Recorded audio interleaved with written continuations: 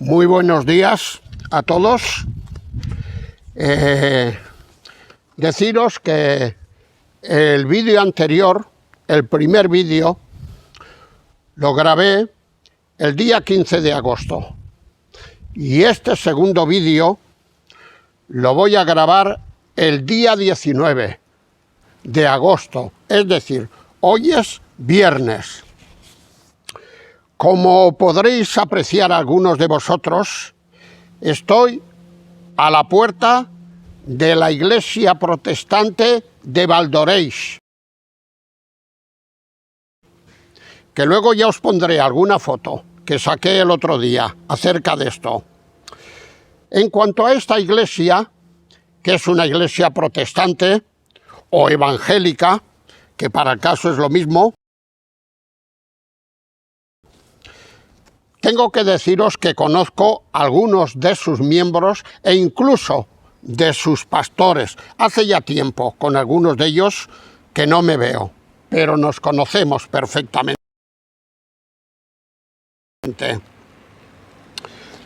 El pasado vídeo lo grabé a las puertas de otra iglesia.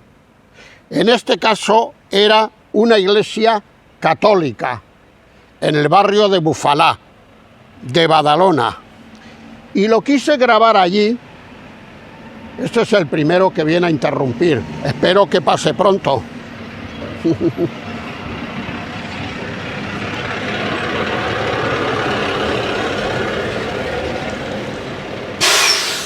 Como pase muchas veces, me va a hacer entrar a mí también en una crisis de fe. No creo que sea muy creyente. Os decía que aquel vídeo lo grabé a las puertas de una iglesia católica en el barrio de Bufalà, y lo quise grabar allí porque hacía una referencia muy directa a la Madre Teresa de Calcuta. Católica ella, ¿verdad que sí? Por eso lo quise grabar allí. El siguiente vídeo, que será el tercero, lo grabaré en otro lugar, que ya lo tengo mirado, pero que de momento no os lo digo.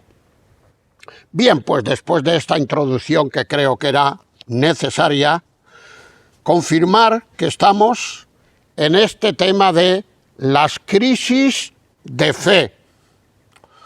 Y el día pasado, aparte de una introducción amplia, como se dice en el argot taurino, tuve que poner el toro en suertes. Pues aparte de una introducción muy amplia, di una primera causa que se puede dar en las crisis de fe, y tiene que ver con la prosperidad ajena injusta, que no se haya ganado de una manera limpia, de una manera honesta. Y esto es lo que le ocurrió a Asaf, aquel hombre importante en el pueblo de Israel, que era el director del coro, y para ello nos fuimos al Salmo 73. A partir de este momento vamos a ver una posible segunda causa que tiene que ver con el sufrimiento y con el dolor.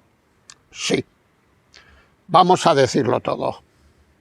Cuando el creyente, incluso un creyente profundamente espiritual, sufre y le duele algo, hay muchas posibilidades que al finalmente acabe en una crisis de fe, porque hay cosas que no entiende. Y más o menos le dice al Señor: Señor, ¿y por qué a mí esto? ¿Por qué a mí? Creo que tenemos muchos ejemplos en nuestra vida familiar. Para ello nos vamos a fijar en el patriarca Job, un hombre muy conocido por todos nosotros, ya que su historia la encontramos en uno de los libros de la Biblia, que lleva precisamente su nombre. En cuanto a ello, tengo que deciros que primeramente vamos a partir, o mejor dicho, los contemporáneos de Job partieron de una idea muy extendida que había en aquella sociedad, pero eso sí, equivocada. ¿Y cuál era esta idea? Pues esta idea era que toda desgracia tenía su origen en algún pecado. Sí, en algún pecado. En cuanto a Job, leemos lo que le dicen los amigos. Dicen los amigos, vaya amigos también que tenía.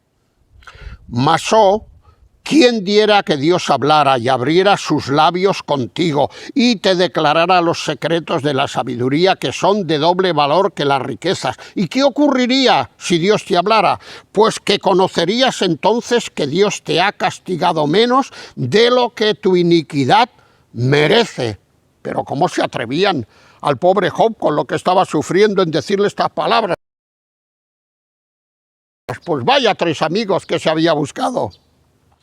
Y luego, una segunda referencia que está en el Nuevo Testamento, en el Evangelio de Juan capítulo 9, y que tiene que ver con un ciego de nacimiento. Leemos ahí que al pasar Jesús vio a un hombre ciego de nacimiento y le preguntaron sus discípulos, quedaos con este dato, sus discípulos, no gente ajena, los mismos seguidores del Señor, los apóstoles. Y le dijeron, Rabí, ¿quién pecó? ¿Este o sus padres para que haya nacido ciego? Vuelven a tirar de aquella idea equivocada que cualquier desgracia humana obedecía pues algún tipo de pecado. Pero claro, lo gracioso de esta pregunta es que haber pecado los padres podrían haber pecado. A veces sabemos que los padres cometemos torpezas en la droga, en el alcohol, donde sea. Y luego el hijo que tenemos pues sale un poquitín con esta predisposición o con esta tara. Dejadme lo que os lo diga así. Esto ocurre mucho en padres. Ahora, pecar el ciego de nacimiento antes de nacer, esto por lo menos a mí me hace un poco de gracia. Qué limitados estaban los mismos apóstoles. Que hubieran pecado los padres tiene un pase, pero que hubiera pecado este pobre hombre ciego de nacimiento, pero ¿cuándo había pecado si todavía no había nacido? Dice, o pecaron, o pecó este ciego para que haya nacido ciego. ¡Ay, Señor! ¡Qué limitaciones más grandes tenían los mismos apóstoles! Bien, en cuanto a Job, voy a resumir un poquitín así de memoria la historia. Era un hombre que Dios estaba orgullosísimo de él. Se lo dice a Satanás en aquella conversación que tienen. ¿Te has dado cuenta, mi siervo Job, que no hay otro más grande que él y que me tema? ¡Oh, es una maravilla! Y Satanás, voy jugando con la memoria, le dice al Señor, hombre, Job no te teme de balde. Es un hombre riquísimo, es un hombre que tiene 7 hijos y 3 hijas y todos tienen el cuerpo sano. Es un hombre que tiene un montón de bienes, tiene criados, tiene caballos, tiene animales, tiene sembrados. Bueno, claro, es que no te sirve de gratis. Tú tócale a él y verás cómo cambia. Y verás cómo tú también cambias de opinión acerca de tu siervo Job. Y el Señor más o menos le dice, bueno, mira, lo dejo en tu mano. Hazle lo que te parezca a ti. Pero eso sí, no acabes con su vida, consérvale la vida. Y Satanás toma muy buena nota. Y empieza por aquí. Dice que sus hijos estaban celebrando una fiesta y resulta, no sé si que cayó el techo de la casa o lo que fuera, o vino un viento enorme y los mató a todos. Caramba, caramba. Pero Job se mantenía en su firmeza a favor de Dios. Luego resulta que le viene otra desgracia, no recuerdo ahora la que es, y luego le viene otra, y le viene otra, y le viene otra. ¡Uy, Dios mío, cuántas desgracias! Pero él se mantenía firme, y más o menos su argumento era, Dios me lo dio todo, Dios me lo quitó. Por lo tanto, bendito sea su santo nombre. Luego se encuentra con su mujer. Que mujeres así más vale que nos quedemos solteros y que nos libre Dios de ellas. Que encima lo machacaba también como los amigos y le decían, pero hombre, por favor, maldice maldice a Dios de una vez, maldícelo, mira lo que te está haciendo. Y Job, lleno de paciencia, le dice, mira, como suelen hablar todas las mujeres insensatas, así has hablado tú, por favor. Solamente voy a estar a bien con Dios cuando me bendiga y no cuando permita que ocurran estas cosas. Por lo tanto, también vaya mujer. Si alguno de vosotros me está oyendo y es soltero, ya os daré la dirección yo de esta mujer, que seguro que le podéis pedir relaciones para matrimonio y ya veréis con lo que os encontráis. Bien, pequeñas bromas aparte, esta es la historia. Ahora, ¿cuál es la enseñanza que no tenemos que olvidar? El Señor Jesús ya lo dijo. A la verdad el espíritu está presto, pero la carne es débil. O lo que sería lo mismo, lo que precisamente le dijo le dijo Satanás a Dios. Respondiendo Satanás dijo a Jehová, piel por piel, todo lo que el hombre tiene dará por su vida. Tú extiende ahora tu mano y toca su hueso y su carne y verás si no blasfema contra ti en tu misma presencia. ¿Qué pensamos? ¿Que Job era un mal creyente? ¿O incluso ni era un creyente que hubiera entregado su vida a Dios? No, hombre, no. No, hombre, no. Después de lo que sabemos de Job, ¿cómo podemos pensar eso? Lo que pasa es que, como muy bien dijo el Señor Jesucristo, la carne aprieta, la carne es débil, y aunque nosotros nos hacemos el propósito de seguir a Dios y no ofenderlo, la carne no nos acompaña. La carne no nos acompaña. Me viene ahora a la memoria el texto de Gálatas. Y manifiestas son las obras de la carne. Esto. Y esto lo dice en cuanto a creyentes, ¿eh? Gálatas 5. No lo dice de aquellos que no han creído en el Señor, sino de creyentes. La carne en la vida de los creyentes, bueno, es todo lo negativo, como dice ahí en Gálatas capítulo 5. Gálatas capítulo 5. Ahora, este tampoco debe ser muy creyente. Es el segundo que aparece. Ay, dejemos las bromas. Ahora, vayamos un poquitín a la historia de Job. En el capítulo 3, iré rápido y solamente haré la lectura sin comentarios, porque si no, no acabamos nunca. Dice, después de esto abrió Job su boca y maldijo su día, y exclamó Job y dijo, perezca el día en que yo nací, y la noche en que se dijo varón es condenado. Más adelante dice, ¿por qué no morí yo en la matriz o expiré al salir del vientre? ¿Por qué me recibieron las rodillas y aqué los pechos para que mamase? Pues ahora estaría yo muerto y reposaría. Dormiría y entonces tendría descanso. Vuelve a la carga. Ya se le está yendo la cabeza un poco. ¿Por qué se da a luz al trabajado y vida a los de ánimo amargado que esperan la muerte y ella no llega, aunque la buscan más que tesoros, que se alegran sobremanera y se gozan cuando hallan el sepulcro? ¿Por qué se da vida al hombre que no sabe por dónde ha de ir y a quien Dios ha encerrado? Y acerca de Dios dice, porque no es hombre como yo, Dios, para que yo le responda, y vengamos juntamente a juicio. No hay entre nosotros árbitro que ponga su mano sobre nosotros dos. Es muy evidente, queridos hermanos y queridas hermanas, que aquí Job está desbarrando. Y además se está desbarrando ya de mala manera. No solamente le responde a sus 3 amigos que lo estaban achuchando, sino que ya se mete con Dios. Y ya lo desafía y lo reta y le dice, baja hombre, baja y hablemos y estemos a cuenta, que yo te voy a hacer preguntas que no me vas a saber contestar. En el capítulo 30, porque prácticamente se tira de esta manera todo su libro que dura 42 capítulos, en el capítulo 30 vuelve a decir, Él me derribó en el lodo, y soy semejante al polvo y a la ceniza. Clamo a ti, y tú no me oyes. Me presento y no me atiendes. Te has vuelto cruel para mí. Oh, ¿cómo se atreve a decir eso de Dios? Con el poder de tu mano me persigues. Me alzaste sobre el viento. Me hiciste cabalgar en él y disolviste mi sustancia. Porque yo sé que me conduces a la muerte. Y a la muerte determinada a todo viviente. Claro que Job tendría que morir como todos nosotros,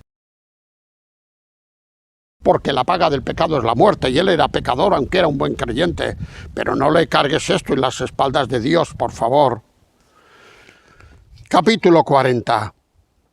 Aquí es Dios, el que ya está un poco harto de escuchar los improperios de Job, y decide responderle. Dice en el capítulo 40 del libro de Job: además respondió Jehová a Job y dijo: ¿es sabiduría contender con el omnipotente como soy yo? El que disputa con Dios, responda a esto. ¿Invalidarás tú también mi juicio? ¿Me condenarás a mí para justificarte tú? Hombre, por fin ya Dios le responde y le dice: por favor. Por lo tanto, queridos hermanos y queridas hermanas, pues quedémonos de momento con esto. Ahora hay una posible tercera causa de esas crisis de fe. Y esta causa la vemos en el profeta Habacuc. Tiene que ver con la violencia e injusticia social. La violencia e injusticia social. En los primeros 4 versículos vemos la queja del profeta. El profeta se queja amargamente delante de Dios. Vemos en el profeta Habacuc aquí un desconcierto muy grande en la vida de Habacuc.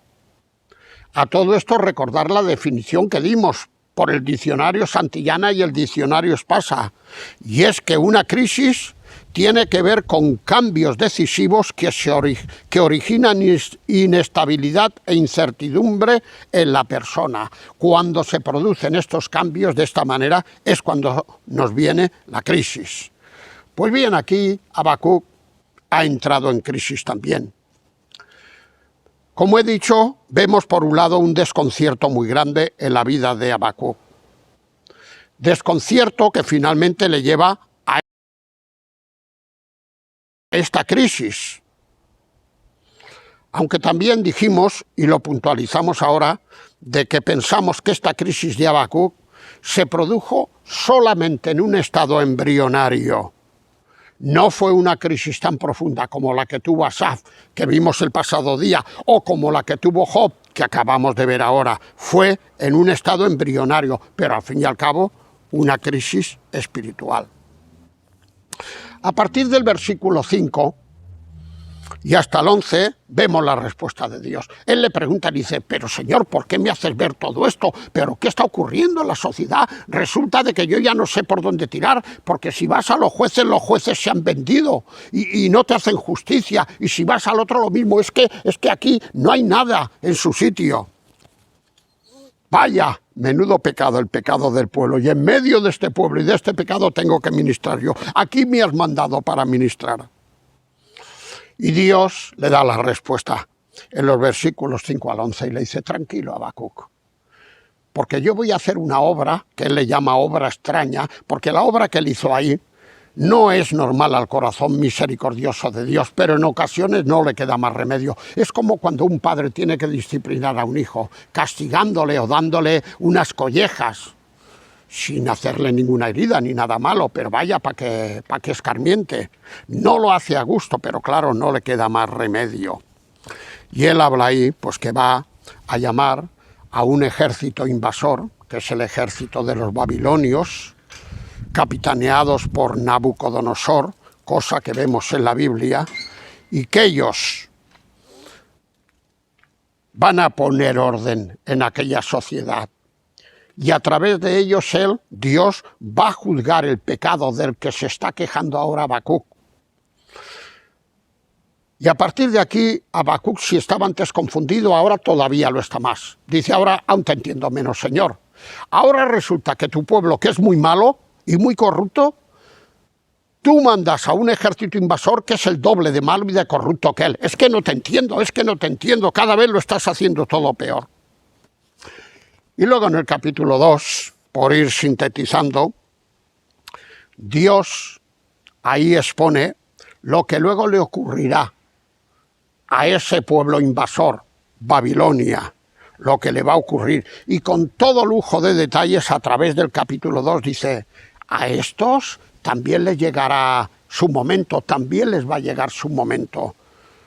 No voy a dejar títere con cabeza en medio de ellos.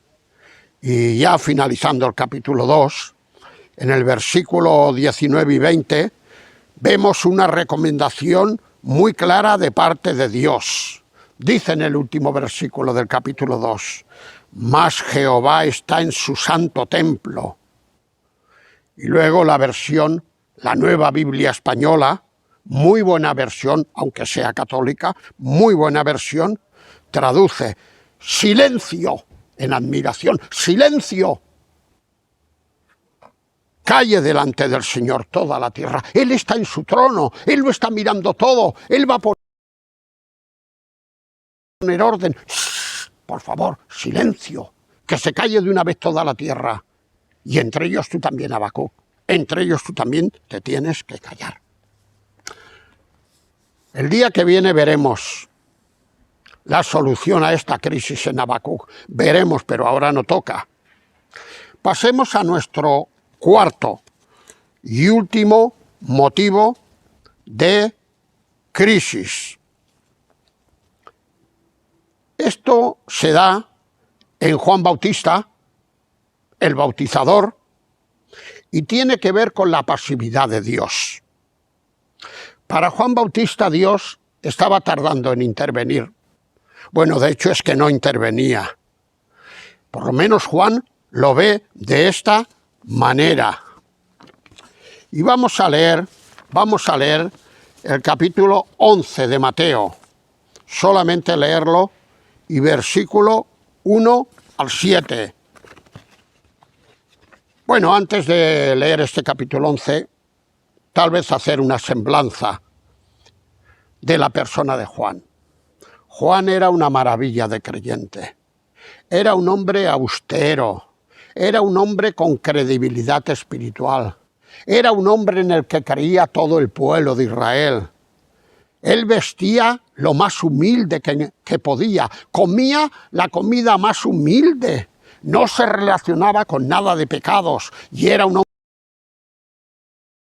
hombre valiente que cuando bautizaba a los religiosos, a los fariseos que sabía que habían venido para salir en la foto, los ponía de vuelta y media. Y les decía, ¿quién os enseñó a huir de la ira venidera? Hombre, hacer cambios en vuestra vida y no digáis, Abraham, tenemos por padre, por favor, venir en las condiciones que tendríais que venir. Luego a los soldados lo mismo, iban y se bautizaban y decían, ¿qué tenemos que hacer? No extorsionéis a la gente. A los de los tributos, no pidáis más. A los publicanos de lo que os corresponde, por favor, hay que ser justos.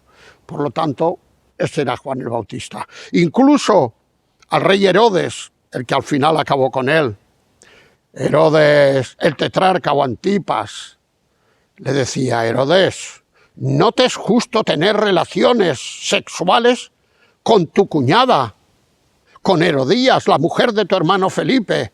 Uy, cómo se ponía Herodes. Pero claro, le tenía miedo porque sabía que todo el pueblo estaba con él. Por lo tanto, se la jugaba.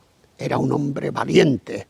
Como hombres así hacen falta dentro del pueblo de Dios.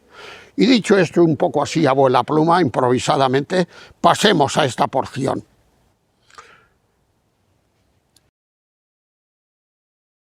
Resulta que él aquí está en la cárcel, claro. El que arriesga tanto, pues al final, por salvarme yo, te voy a meter a ti en la cárcel para ver si de una vez te callas la boca y ya no me criticas más ni me denuncias y aprendes la lección. Por lo tanto, te voy a meter en la cárcel. Y sí, lo metió en la cárcel, creo que de Maqueronte. Y dice en el capítulo 11, cuando Jesús terminó de dar instrucciones a sus 12 discípulos, se fue de allí a enseñar y a predicar en las ciudades de ellos. Y al oír Juan en la cárcel los hechos de Cristo, le envió 2 de sus discípulos para preguntarle, ¿eres tú aquel que había de venir o esperaremos a otro? Yo me quedo alucinando que después de todo lo que hizo Juan, dándole la bienvenida, siendo el precursor del Señor Jesucristo, ahora tenga una crisis de fe que llega a cuestionarse si a ver si se ha equivocado de personaje y el que venía a salvar a Israel no era el Señor Jesucristo, que sería otro. ¿Eres tú, Señor, aquel que había de venir o esperaremos a otro? Respondiendo Jesús, les dijo a los emisarios que había mandado, id y haced saber a Juan las cosas que oís y veis. ¿Y qué es lo que estáis oyendo y viendo? Los ciegos ven, los cojos andan, los leprosos son limpiados, los sordos oyen, los muertos son resucitados y a los pobres es anunciado el Evangelio. Y concluye, y bienaventurado es el que no haya tropiezo en mí. Hacedle saber esto a Juan. Qué pena que ahora esté encontrando tropiezo en mí y esté dudando de mí. Ahora, claro, el Señor es justo y no quiere hundir a Juan el Bautista ante toda la gente que lo estaba escuchando, y ahora lo vindica.